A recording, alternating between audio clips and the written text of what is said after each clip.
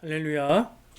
오늘 함께 말씀 봉독하고 같이 나누도록 하겠습니다. 오늘 나눌 본문 말씀은요, 마태복음 18장 12절부터 14절까지 말씀입니다. 마태복음 18장 12절부터 14절 함께 봉독하겠습니다. 너희 생각에는 어떠하냐? 만일 어떤 사람이 양 100마리가 있는데 그 중에 하나가 길을 잃었으면 그 99마리를 산에 두고 가서 길 잃은 양을 찾지 않겠느냐?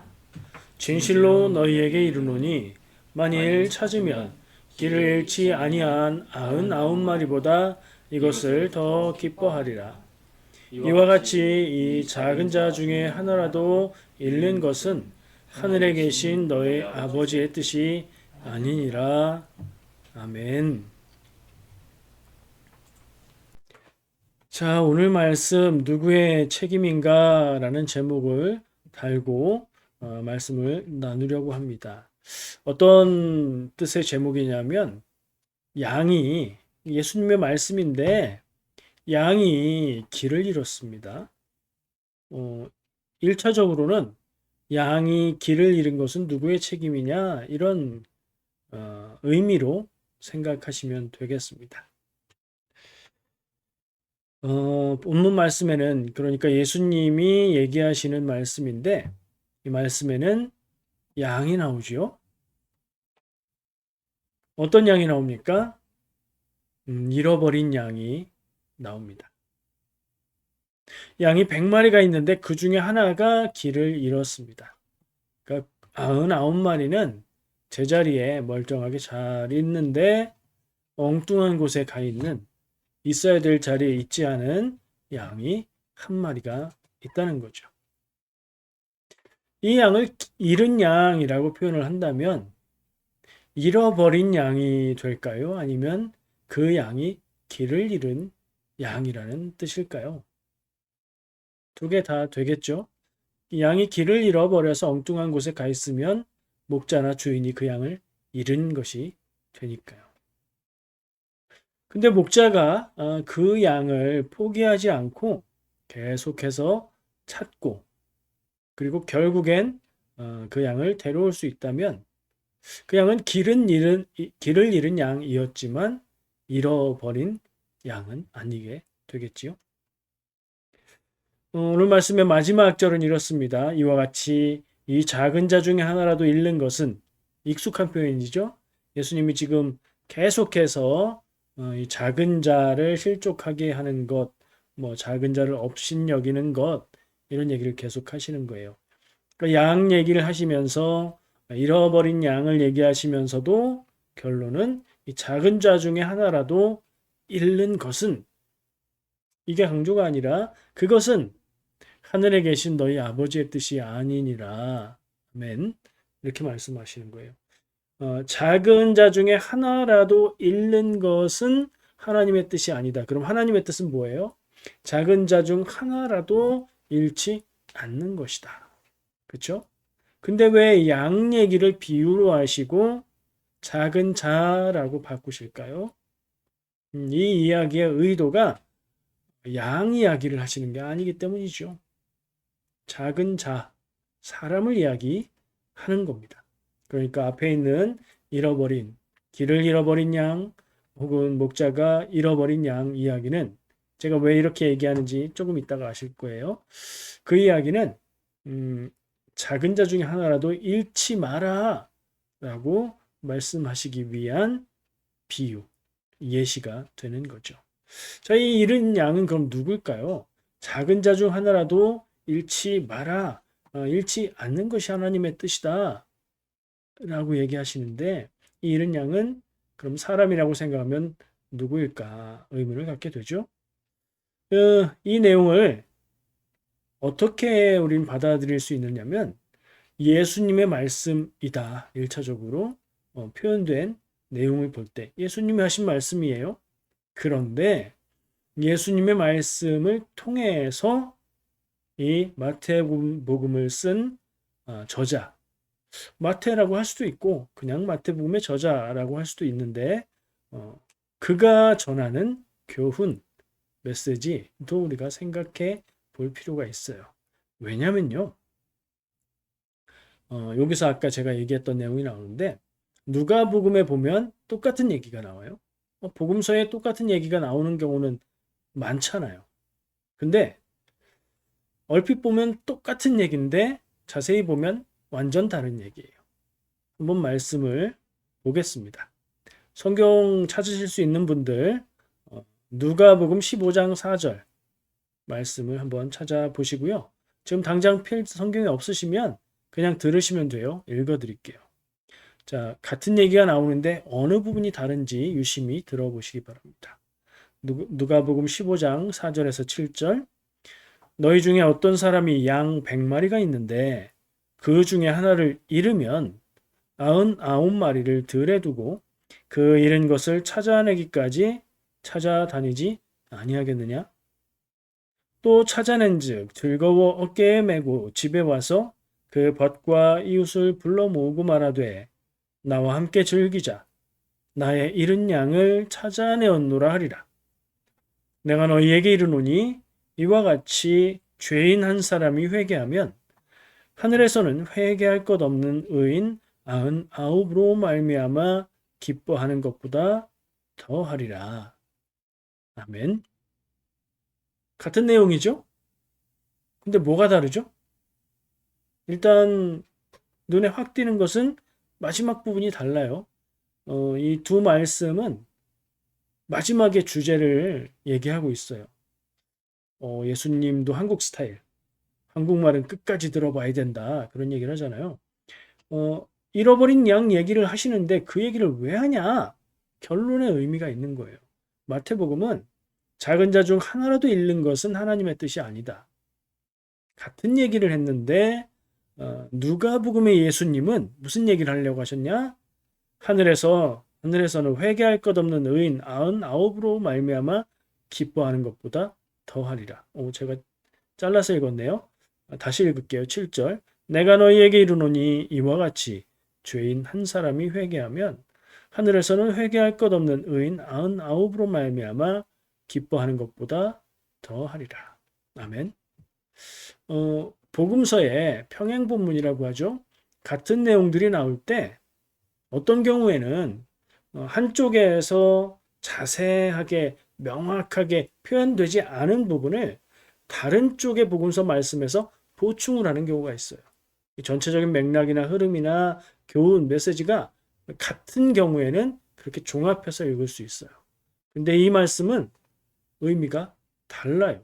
그래서 종합해서 읽는 것보다 뭐가 어떻게 다른지를 눈여겨보고 교훈을 찾아내는 것이 더 각각의 말씀을 읽는 의미가 있어요. 잃어버린 양에 대해서 얘기하는데 디테일을 찾아보면 아까 제가 그 두 가지 표현으로 잃은 양을 얘기했는데 마태복음 말씀은 양이 길을 잃었어요. 근데 누가복음 말씀은 양을 잃었어요. 표현이 다르죠.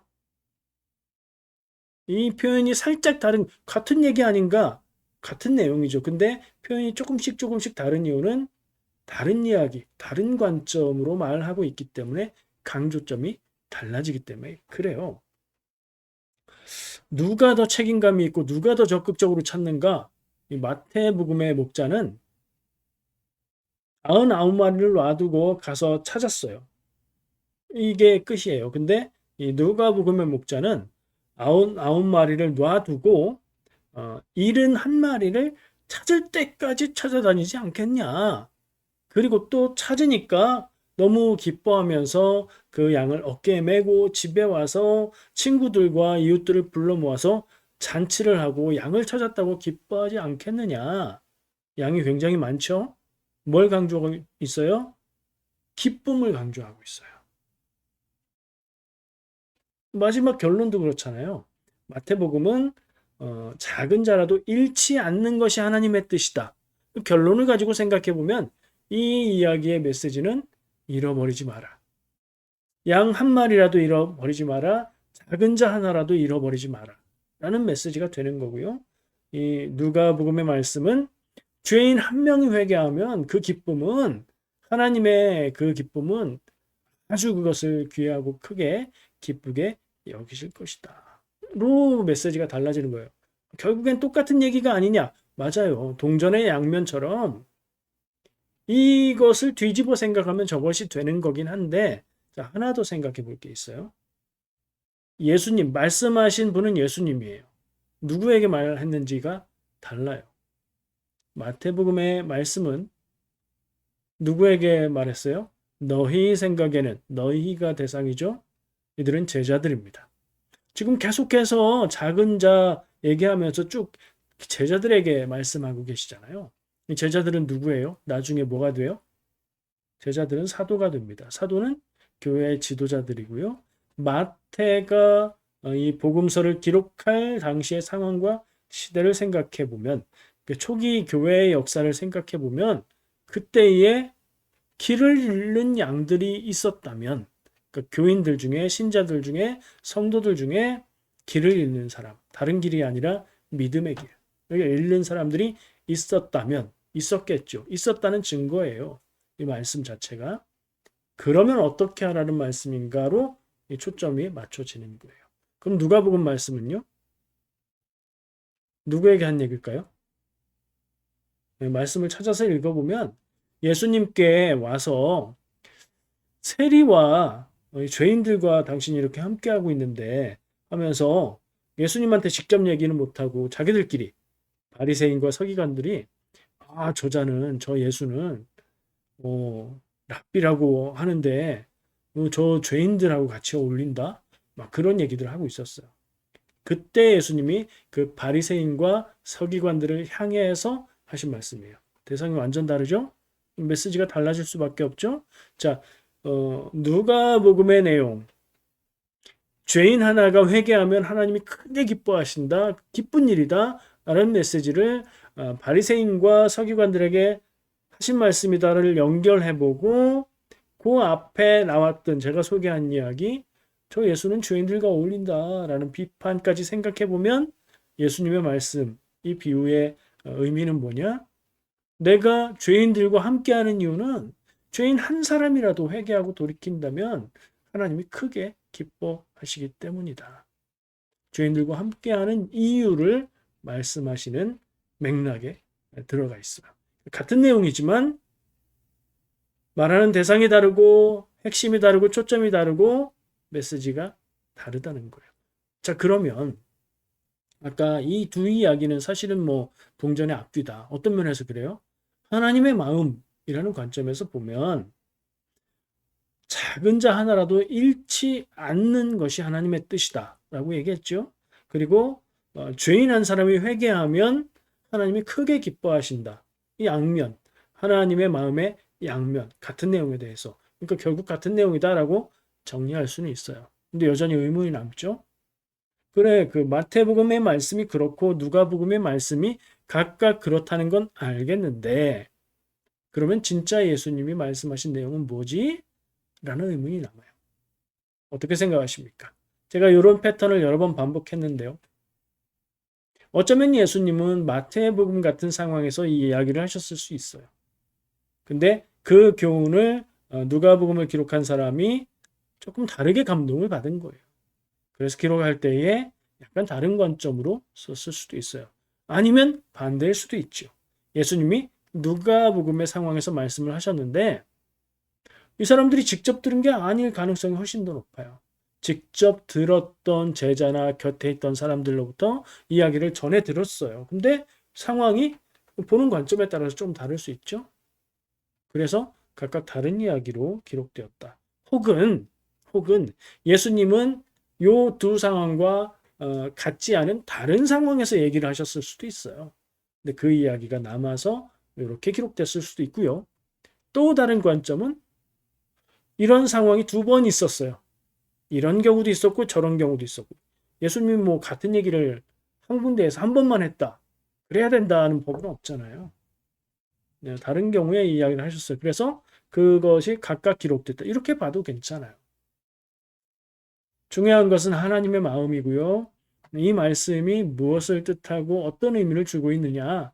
우리 이 말씀을 이렇게 찾아보고 이해하고 읽을 때에 무엇을 느끼게 되고 무엇을 생각하게 되고 무엇을 바라보게 되느냐. 그게 중요한 거죠.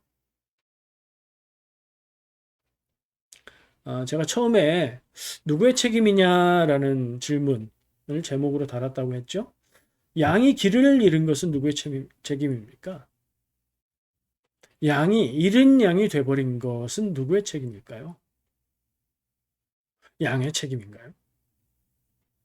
흔히 그런 얘기들 하잖아요. 양은 주변을 살피지 않고 앞만 바라보고 시력도 약해서 자기 눈앞에 있는 풀만 보고 그걸 계속 뜯어 먹으면서 자기 길로 혼자 간 그런 양들이 이렇게 낙오가 된다. 이거 이해하고 있잖아요.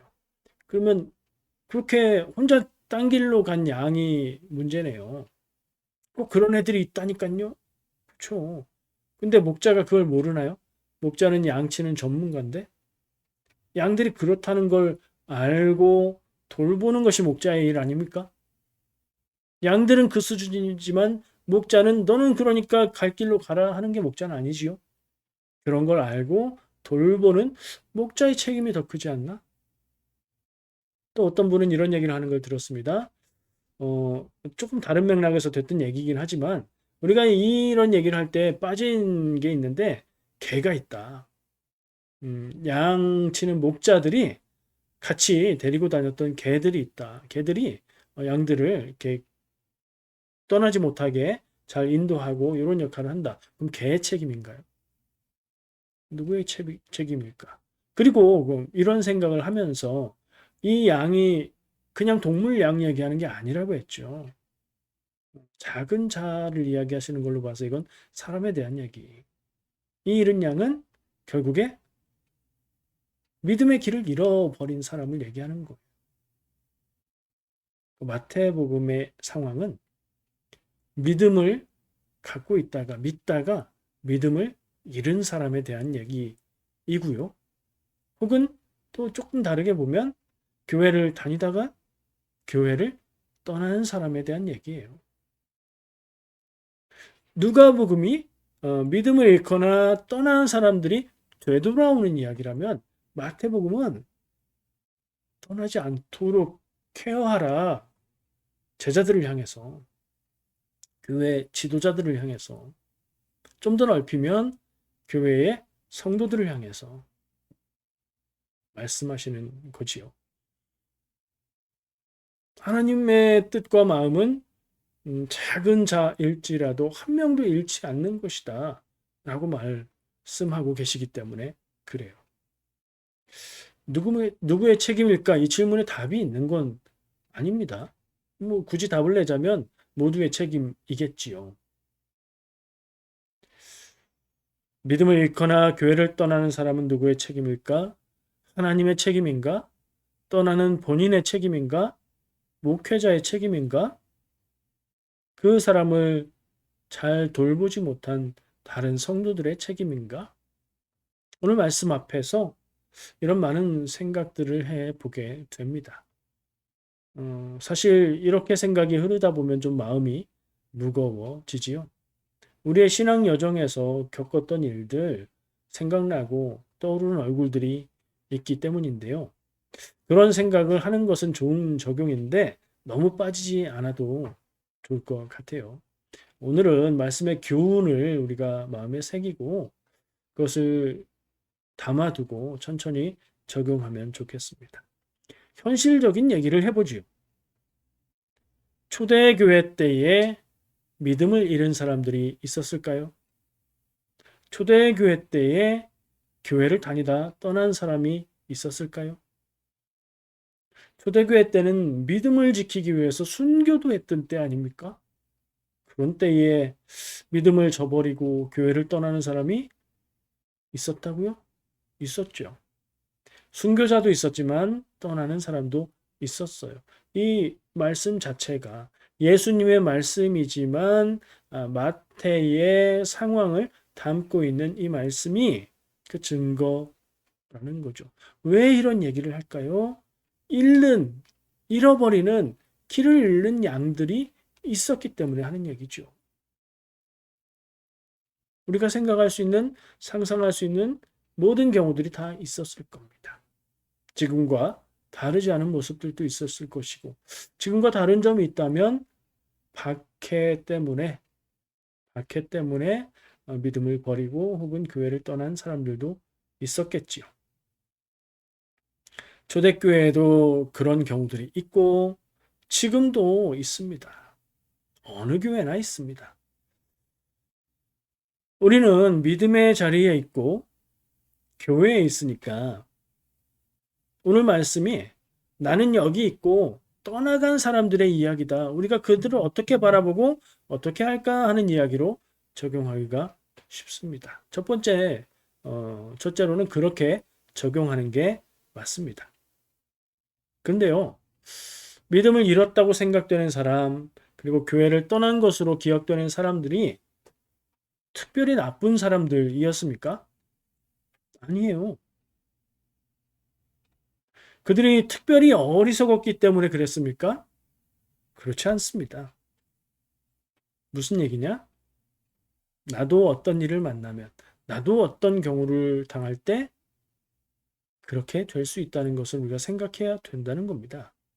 그래서 이 말씀을 듣고 이해하고 적용하고 생각할 때에 우리는 여기에 있고 떠나간 사람들을 어떻게 해야 될까, 어떻게 생각해야 될까 하는 적용을 해야 되지만 두 번째로 우리도 그런 경우를 겪을 수 있다는 것을 생각할 필요가 있습니다.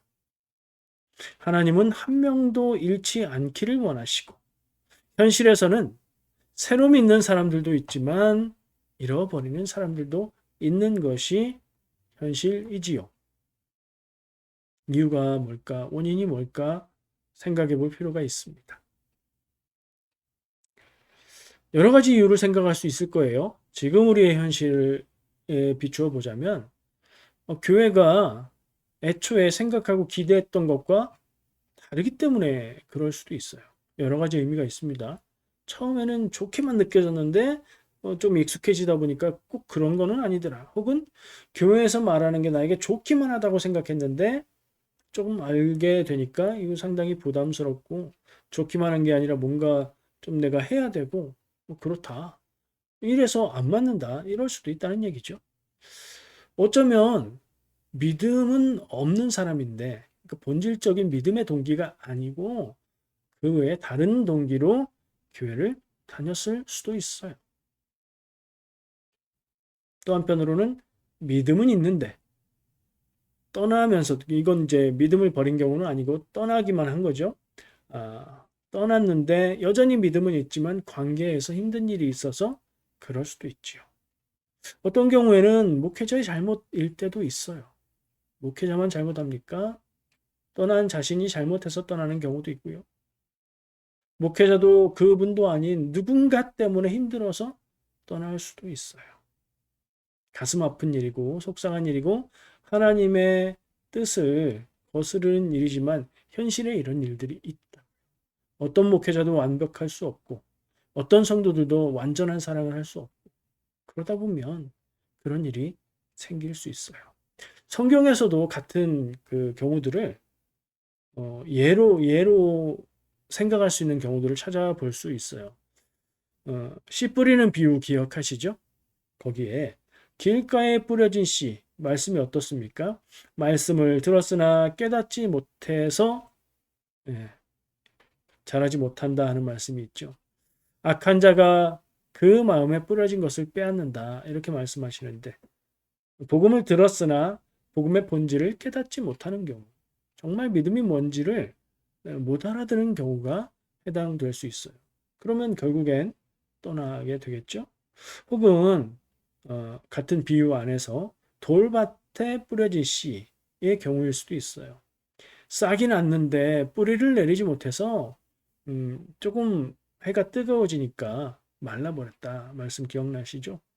환란이나 박해를 견디지 못하는 그 삶에서 처음에 좋을 때는 믿는 것 같았는데 시험이 오니까 이기지 못하고 결국엔 믿음을 잃는 경우도 있단 말이에요. 고난을 만나서 또 신앙 때문에 불이익을 당하는 경우엔 믿음을 버리는 길을 선택할 수 있어요. 가시떨기에 떨어진 씨, 세상의 염려와 재물의 유혹에 막혀서 결실하지 못했다. 이렇게 말씀하시는데요. 이게 정말 현실적인 경우가 아닐까 생각해요. 먹고 사는 문제에 대한 염려, 생계에 대한 염려, 더 잘 살고 싶은 욕구, 이게 신앙의 동기보다 더 크면 믿음을 유지할 수 없겠죠. 마태복음 24장에 보면요. 또 다른 상황이 나오는데요. 24장 10절에 그때는 많은 사람이 실족하게 되어 서로 잡아주고 서로 미워하겠으며, 이것은 믿는 사람들 사이에 갈등 때문에 떠나는 경우로 적용해 볼 수도 있을 것 같고요. 24장 11절 거짓 선지자가 많이 일어나 많은 사람을 미혹하겠으며, 그 잘못된 가르침 때문에 이단 같은 거 혹은 신앙적인 가치가 아닌 세상적인 가치를 따라서 떠나가는 경우도 있겠지요. 24장 12절 말씀에 보면 불법이 성함으로 많은 사람의 사랑이 식어지리라. 교회의 사랑이 식어버리고 사랑을 기대하고 교회에 왔는데 냉랭하기만 할 때 사람들은 충족되지 못하고 떠나게 될 수 있지요. 말씀을 찾아보면서 이런 말씀이 있었나 싶은 말씀을 또 발견하게 되는데요. 요한복음 6장 60절, 66절. 그러니까 끝에 말씀, 처음 60절 말씀과 66절 말씀을 중간에 이제 이어지는 내용 빼고 연결해 보면 이렇게 말씀이 나와요. 제자 중 여럿이 듣고 말하되 이 말씀은 어렵도다. 누가 들을 수 있느냐 한데, 예수님을 따르는 제자들이 예수님의 말씀을 듣고 말씀이 너무 어렵다. 누가 이 말씀을 들을 수 있겠니? 라고 얘기했다는 거죠. 66절에 보면 그때부터 그의 제자 중에서 많은 사람이 떠나가고 다시 그와 함께 다니지 아니하더라. 예수님을 따르는 사람들 중에서 떠나간 사람들이 있었는데 그들은 예수님의 말씀을 못 알아들었거나 알아들었지만 마음에 안 맞았거나 그런 경우가 되겠지요. 마태복음 18장, 지금 우리가 18장 읽고 있잖아요. 몇 주 전에 계속 또 나눈 말씀, 작은 자를 실족하게 하는 경우를 생각해 보게 됩니다. 누군가가 누군가를 실족하게 해서 그 실족이 믿음을 잃게 되거나 교회를 떠나는 결과가 되는 경우를 생각할 수 있다. 그러면 이 누가 될 수 있을까? 목회자가 될 수 있어요. 다른 교회의 리더가 될 수도 있어요. 그와 가까이 관계 맺고 있었던 사람이 될 수도 있어요. 그렇게 가깝지 않았는데 다른 어떤 성도일 수도 있어요. 말 때문일 수도 있고 태도 때문일 수도 있고 그래요. 나쁜 마음 없었는데 그런 결과가 되는 경우도 있어요. 교회 리더나 먼저 믿은 사람들이 말과 행동을 굉장히 주의 깊게 해야 되는 이유이기도 하고요. 근데 그렇게 해도 완전히 없어질 수는 없는 경우라고도 생각이 들어요. 좀 답답하죠? 속상하기도 하고 마음도 아프고. 그럼 어떻게 해야 될까? 어떻게 해야 길을 잃을 수도 있는 양을 지킬 수 있을까? 그게 하나님의 뜻이니까요. 그게 제자들에게, 사도들에게, 교회 리더들에게, 먼저 믿은 사람들에게 예수님이 오늘 이 마태복음을 통해서 하시는 말씀이니까요. 하나님은 그 한 생명을 지키기 원하시는데 사람은 하나님을 잘 보진 못하고 사람은 사람을 보고 기대하니까 실망하고 노력하고 잘해도 이런 일들은 생길 겁니다. 어떤 사람은요 이렇게 말합니다. 너무 관심을 많이 표현해서 부담스럽고 불편합니다. 어떤 사람은요 우리 교회는 너무 무관심한 것 같아요. 사랑이 없어요. 이런 얘기를 하기도 합니다. 어떤 게 맞아요? 사람마다 달라요.